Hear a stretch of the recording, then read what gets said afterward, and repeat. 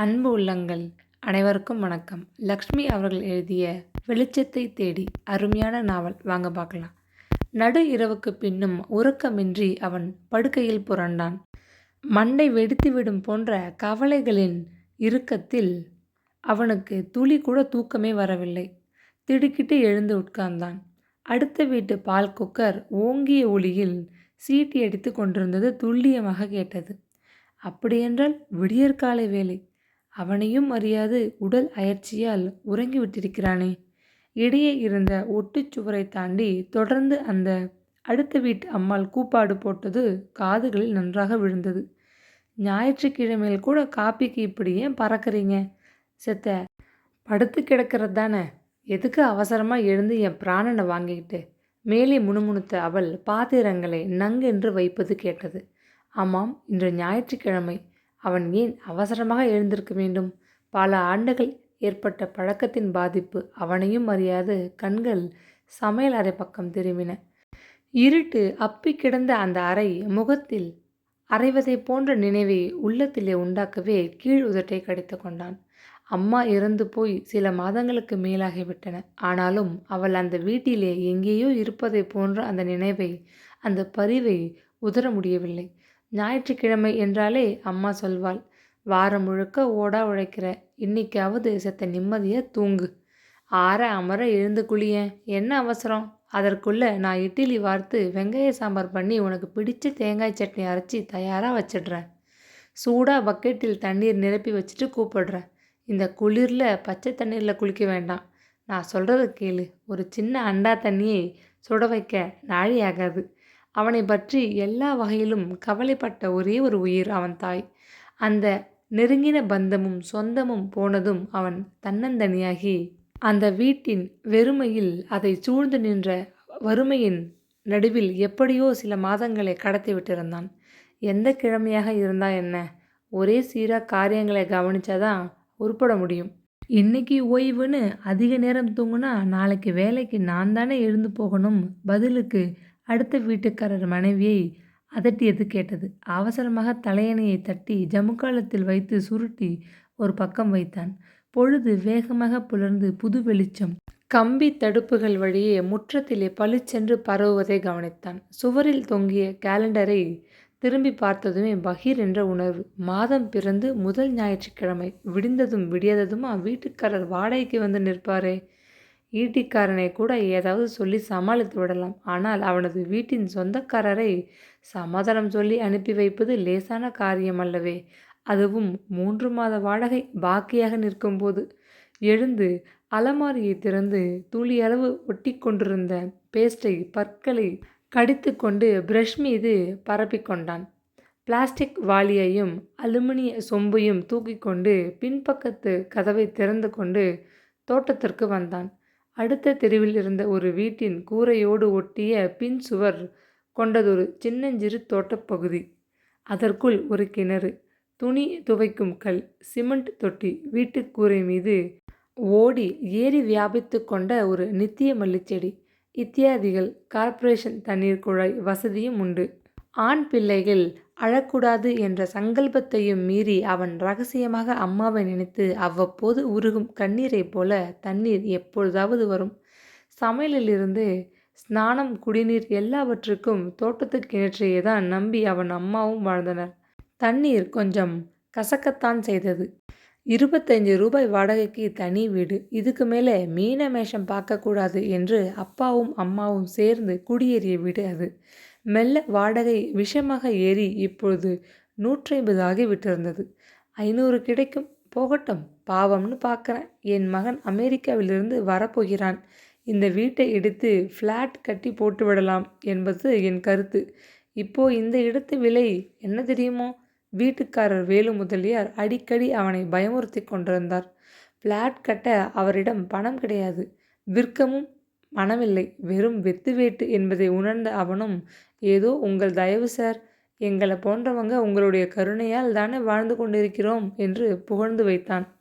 வாடகை வாங்க வரும் முதல் ஞாயிற்றுக்கிழமையன்று மனிதன் அம்மா போட்டு கொடுக்கும் காப்பியை குடித்துவிட்டு தமது சரிகை அங்கவஸ்திரத்தின் மடிப்பு களையாது அதை தடவி கொண்டபடி வீட்டை வளைய வருவார். இந்த இடத்தில் ஆணி அடிக்காதீங்கன்னு முன்னமே சொல்லியிருந்தேனே. ஏதாவது ஒரு குறையை கண்டு கோபத்துடன் மிரட்டுவார். இந்த இடத்தில் 30 வருஷத்துக்கு முன்னாடி ஆணி அடித்தது தான். நீங்கள் ஏற்கனவே பார்த்து கண்டித்த விஷயம். அதற்கு பிறகு சுவத்தில் நாங்கள் கை வைக்கிறதே இல்லை, அம்மா மெல்லிய குரலில் கூறுவாள். போன மாதம் வாடகை வசூலுக்கு வந்தப்போ நீங்கள் கொடுத்த நெய்முறுக்கு ரொம்ப பிரமாதம்னு என் மனைவி புகழ்ந்தா. அம்மாவுக்கு உடனே புரிந்துவிடும். ஆசாமிக்கு வாடகையுடன் வகையாக தின்று ருசிக்க பலகாரம் வேறு மூட்டை கட்டித்தர கேட்கிறார். தொலையட்டும். அந்த கல்யாண வீட்டு முறுக்கு, அதிரசம், லட்டு இவைகள் செய்ய சென்ற இடத்தில் வீட்டுக்கார அம்மா அவள் பங்குக்கு கட்டி கொடுத்த பொட்டலத்திலிருந்து 2 லட்டுகளை எடுத்து பிளாஸ்டிக் பையில் போட்டு தந்து தொலைப்போம் என்று அவள் ஒரு சிறு பொட்டலத்தை கொண்டு வந்து கூடத்து முக்காலி மீது வைப்பாள். வாடகை பணத்துடன் வேலு முதலியார் லட்டு பொட்டலத்தை மறக்காது எடுத்துக்கொண்டு கிளம்புவார். கல்யாண பக்ஷணங்கள் தயாரித்து தருவதுதான் அம்மாவின் வேலை. தங்கை சரோஜாவையும் அவனையும் அம்மாவையும் கைவிட்டுவிட்டு அப்பா தாம் வேலை செய்த பட்டுப்புடவை கடையில் பணத்தை கையாடிவிட்டு தலைமறைவாக ஓடிவிட்ட போது அம்மாவின் சமையல் கலைதான் அவர்களை பட்டினியின்றி காத்தது. அப்பாவை தேடி பிடித்து சிறையில் அடைக்காதபடி அவர் எடுத்துக்கொண்டு மாயமான 5000 ரூபாயை தான் தருவதாக ஒப்புக்கொண்டு ஜவுளி கடைக்காரர் காலில் விழுந்து கெஞ்சி அழுததை அவன் நினைத்த போதெல்லாம் நெஞ்சு கொதித்து போனான். என் கணவர் திருடன், ஒத்துக்கிறேன். இதோ பாருங்கோ, இந்த பிஞ்சு குழந்தைங்க, இவர்கள் வருங்காலம் சூன்யமாகிவிடக்கூடாது. ஏழையான எங்களுக்கு பெண் குழந்தைக்கு கல்யாணம் செய்து வைத்து தலை நிமிருவதே பெரிய காரியம். ரொம்ப சிரமமான சங்கதி.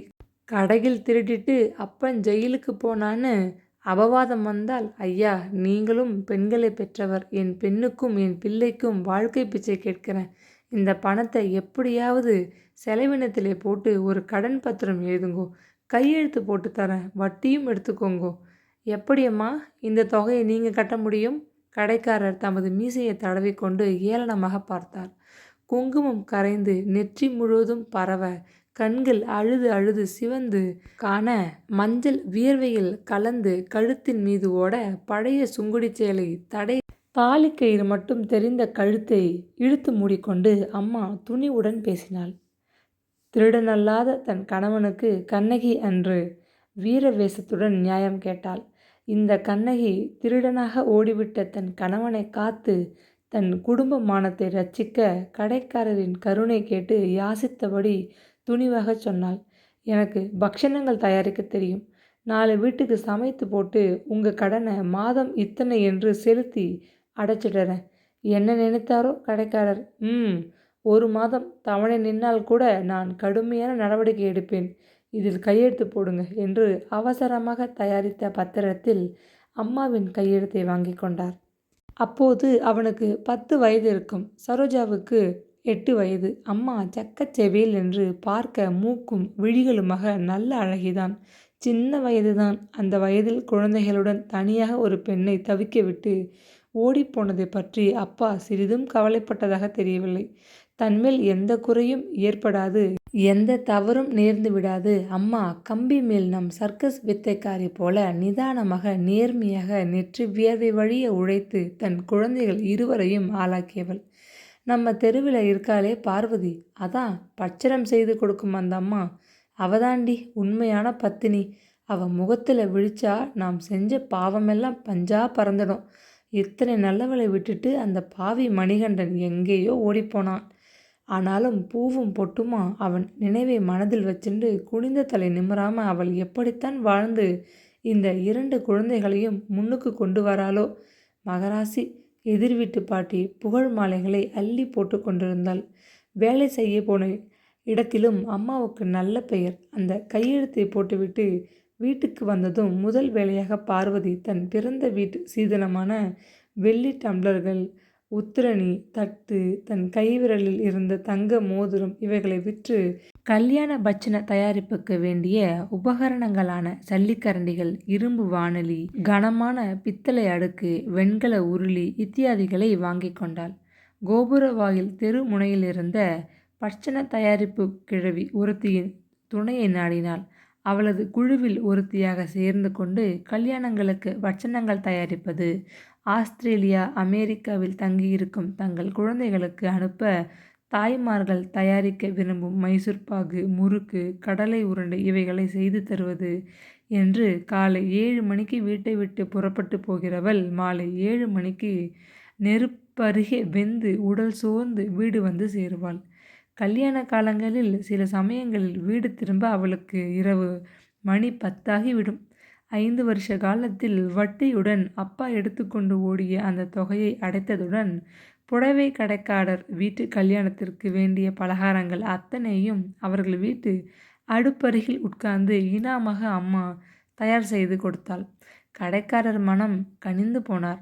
இத்தனை நாணயமாக வாழும் ஒரு பெண்மணியின் கடும் உழைப்பை வசதி உள்ளவர்கள் இனாமாக எடுத்துக்கொள்வது முறையல்ல என்ற எண்ணமாக இருக்கலாம். தங்கள் வீட்டு கல்யாணத்தினன்று பார்வதிக்கு கடைக்காரரின் மனைவி ஒரு பட்டுப் புடவையும் ரவிக்கை துண்டும் வைத்து வெற்றிலைப்பாக்கு, பழம், பூவுடன் வழங்கினாள். அம்மா பார்வதி அந்த புடவையை தான் உடுத்தவில்லை.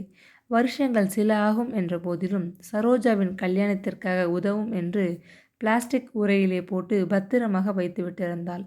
அவன் ஆண் பிள்ளை என்றதனால் அம்மா அவனை பற்றி அதிகம் கவலைப்படவில்லை. ஆனால் சரோஜா பெண் குழந்தை, அவள் வயதுக்கு வந்து விட்டாள் என்றதுமே அம்மாவுக்கு கவலை கொஞ்ச நஞ்சமல்ல. தங்கையை பள்ளிக்கூடத்தில் கொண்டு விட்டுவிட்டு தான் அவன் தன் கல்லூரிக்கு போக வேண்டும். அம்மாவின் ஆக்கினை. பள்ளிக்கூடத்திலிருந்து திரும்பும் சரோஜா நேரே எதிர்வீட்டு பாட்டியின் வீட்டில் வந்து அம்மாவோ அண்ணனோ வீடு திரும்பும் வரை படித்து கொண்டு உட்கார்ந்திருக்க வேண்டுமென்ற உத்தரவு. சரோஜா எஸ்எஸ்எல்சியை முடித்தவுடன் மேலே படிக்க வைக்காது நிறுத்திவிட்டாள் அம்மா. அத்துடன் தான் பலகாரம் சுடும் இடங்களுக்கு தன்னுடனேயே கூட்டிச் செல்ல ஆரம்பித்தாள். கொஞ்ச காலத்திற்கு பின்னர் பார்வதி கோபுரவாயில் பட்சண தயாரிப்பு குழுவினின்று விலகி அந்த தொழிலை தானே தனிப்பட செய்ய ஆரம்பித்தாள். தனியாக ஆரம்பித்த தொழிலில் வருமானம் ஏராளமாக இருந்தது. சுமங்கலி பாவம், கல்யாண வயதில் ஒரு பெண்ணுடன் கஷ்டப்பட்டு வேலை செய்கிறாள் என்று பரிதாபப்பட்ட கல்யாண வீட்டவர்கள் அவள் தயாரித்த பலகாரங்களில் சிறிது எடுத்து பொட்டலம் கட்டி அத்துடன் ரவிக்கை துண்டு, வெற்றிலைப்பாக்கு, பழத்துடன் அவள் கேட்டதற்கு மேலே 10ஓ 20ஓ வைத்து தாராளமாக கொடுத்தனர். தனியாக ஆரம்பித்த உழைப்பில் பார்வதி கல்யாண காலத்தில் ஏராளமாகவே சம்பாதிக்க தொடங்கினாள். சிக்கனமாக வாழ்ந்ததினால் கொஞ்சம் பணத்தை சரோஜா கல்யாணத்திற்கு சேர்த்து வைத்திருந்தாள். அத்துடன் மட்டுமா, பார்வதி தான் தாழ்மையான பதில்களாலும் நேர்மையான நடத்தையாலும் வேலை செய்த வீட்டில் உள்ளோர்களின் மதிப்பை அதிகமாகவே பெற்றுவிட்டிருந்தாள். நாராயணன் வீட்டில் நடந்த அத்தனை சடங்குகளுக்கும் பல ஆண்டுகளாக அவள் பட்சணம் தயாரித்து தந்தவள் என்ற காரணத்திற்காக கேஸ் அடுப்பு தேவைப்படுகிறது என்று அவள் முறையிட்ட போது எப்படி எழுதி போடுவது என்ற முறையை காட்டி கொடுத்ததுடன் அதை பற்றி விசாரித்து அடுப்பு வாங்கித்தர முன்பணம் கொடுத்து உதவினாள் நாராயணனின் மனைவி. லக்ஷ்மணன் வீட்டுக்கு பல காலமாக தீபாவளி, கல்யாணம், காதுகுத்தல் என்ற எல்லா வைபவங்களுக்கும் சமையலில் இருந்து பலகார தயாரிப்பு வரை கருத்தோடு கவனித்து உதவுகிறவள் என்கிற காரணத்திற்காக லக்ஷ்மணன் மனைவி தன் கணவனிடம் சொல்லி அவர் நண்பனிடம் பெரிய கார் சாமான்கள் விற்பனை பகுதியில் அண்ணா சாலை சில்லறை வியாபார நிறுவனத்தில் பிகாம் படித்துவிட்டு வேலைக்கு அலைந்து கொண்டிருந்த மகனுக்கு கிளர்க் வேலை வாங்கி தந்து விட்டிருந்தாள். இந்த வேலையை உன் பிள்ளை கெட்டியாக பிடிச்சு கொள்ளட்டும், படிப்படியாக முன்னேறி வந்துடுவான், பிறகு கை நிறைய சம்பாதிப்பான், கவலைப்படாதே பார்வதி, அதுக்கப்புறம் நீ கரண்டி தூக்க வேண்டியதில்லை என்றாள் ஸ்ரீமதி லக்ஷ்மணன். ஆரம்ப காலத்தில் அந்த நிறுவனத்தில் அவன் வாங்கிய சம்பளம் மிகவும் குறைவுதான். 300க்கு கொஞ்சம் குறைவாகத்தான் கிடைத்தது. பஸ் செலவு போக மாதம் 250 தான் அம்மாவிடம் கொடுக்க முடிந்தது. அவன் கொடுத்ததை அப்படியே வங்கியில் போட்டு சேமித்து வைத்திருந்தாள் பார்வதி. 1 வருஷ காலத்தில் சேர்த்த அந்த பணத்துடன் ஏற்கனவே கல்யாணத்திற்கு சேமித்ததையும் சேர்த்து வைத்துக்கொண்டு சரோஜாவுக்கு கல்யாணம் செய்யும் ஏற்பாடுகளில் முனைந்தாள். அவர்கள் சொன்னார்கள், இவர்கள் கேள்விப்பட்டார்களாம் என்று வேலை செய்ய போன இடத்தில் கேள்விப்பட்ட வரன்களையெல்லாம் சல்லடை போட்டு சலித்து முடிவில் ஜெகதீசனை தேர்ந்தெடுத்தாள். சரோஜா அம்மாவை போல தங்க நிறம், மாப்பிள்ளை கொஞ்சம் கருப்புத்தான். ஆண் பிள்ளைங்களுக்கு நிறம் தேவையான சங்கதியா? நல்ல மனுஷர்கள், அது போதும் என்றுதான் அவனுக்கு தன் பெண்ணை தன் சக்திக்கும் மீறிய நிலையில் அவர்கள் வீட்டில் கேட்ட வரதட்சணை, சீர் இவைகளுடன் செய்து கொடுத்தாள். பார்வதியின் பல நாள் உழைப்பு வீணாகி போகவில்லை. பெண்ணுக்கு கல்யாணம் கூடிவிட்டிருக்கிறது என்பதை அவள் வேலை செய்த வீட்டவர்களிடமெல்லாம் சொன்னதுதான் தாமதம். பலர் அவளுக்கு உதவ தாமாகவே முன்வந்தனர். அந்த பகுதி மாதர் சங்கத்து பெண்கள் திருமாங்கல்யமும் கூரைப்புடவையும் வாங்கித் தந்து உதவினார்கள். ஒரு பணக்கார அம்மா பெண் குழந்தை இல்லாதவள்.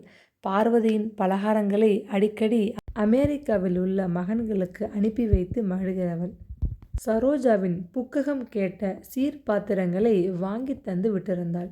இப்படி ஆளுக்கு ஒரு கை கொடுக்க தான் சேமித்த பணம் அத்தனையும் போட்டு அவள் தன் மகளை வாழ்க்கைப்படுத்தி கணவன் வீட்டுக்கு அனுப்பி வைத்தாள். ஜெகதீசன் அவள் மகன் சபரிநாதனைப் போல ஒரு அலுவலகத்தில் கணக்கராக பணிபுரிந்து கொண்டிருந்தான். சில வருஷங்களுக்கு முன்னதாக சேர்ந்து வேலை நிரந்தரமாகி விட்டதனால் 500க்கு மேல் சம்பாதித்தான். மாமனார் கூட ஏதோ ஒரு கடையில் கணக்கெழுதி கொண்டிருந்தார். சிறு வயதிலேயே விதவையாக விட்ட ஒரு சகோதரி வீட்டோடு இருந்தாள். இதை தவிர அப்படி ஒரு கூட்டம் நிறைந்த வீடல்ல அது. பார்வதியைப் போல அவர்களும் நகரத்தில் ஒரு பகுதியில் ஓட்டு கட்டடமானதொரு தனி வீட்டில் வசித்து கொண்டு இருந்தனர். தன் தகுதிக்கு மகளுக்கு சரிசமமான அந்தஸ்தில் ஒரு இடம் கிடைத்ததே என்று அவள் சந்தோஷப்பட்டு கொண்டிருந்த சமயம் ஒரு நாள் சரோஜா கலங்கிய கண்களுடன் தன்னந்தனிய அம்மாவை பார்க்க வந்தாள். கல்யாணத்தின் போது 20 பவுனுக்கு நகைகளும் வைர மூக்குத்தியும் போடுவதாக ஒப்புக்கொண்டீர்களாம். ஆனால் 15 பவுனுக்கு மட்டும் நகை போட்டுவிட்டு வைர மூக்குத்தியை பற்றி மறந்தே போனீர்களாம். அடிக்கடி மாமியாரும் நாத்தனாரும் இடித்து பேசுறா. அம்மா எப்படியாவது பேச முடியாது திணறினாள் மகள். அன்று ஞாயிற்றுக்கிழமை. சபரிநாதன் வீட்டில்தான் இருந்தான். அம்மாவுக்கு வெளியில் வேலை இருக்கவில்லை. அவளும் வீட்டில் தங்கியிருந்தாள். பசியும் சோர்வுமாக வந்திருந்த மகளுக்கு அம்மா முதலில் இலை போட்டு சாப்பாடு போட்டாள். முதல்ல சாப்பிடு, பிறகு நிதானமாக பேசுவோம். என்ன இருந்தாலும் நீ தனியாக புறப்பட்டு பஸ்ஸில் வந்திருக்கக்கூடாது. மாப்பிள்ளை துணையோடு வந்திருக்கணும். அவர் கூட வர இஷ்டப்படலாமா? அவர் தன் தாயாருக்கு ரொம்ப பயந்தவர். தன் சகோதரி பேச்சுக்கு அடங்கி போனவர். அதனால் அவரே என்னை தனியாக போய் உங்ககிட்ட சொல்லிட்டு வர சொல்லி பஸ் ஏற்றி விட்டாரம்மா. நான் என்ன செய்யட்டும்? வாயில் அடைத்து கொண்ட சாம்பார் சாதத்தை விழுங்க முடியாது விக்கினாள் சரோஜா.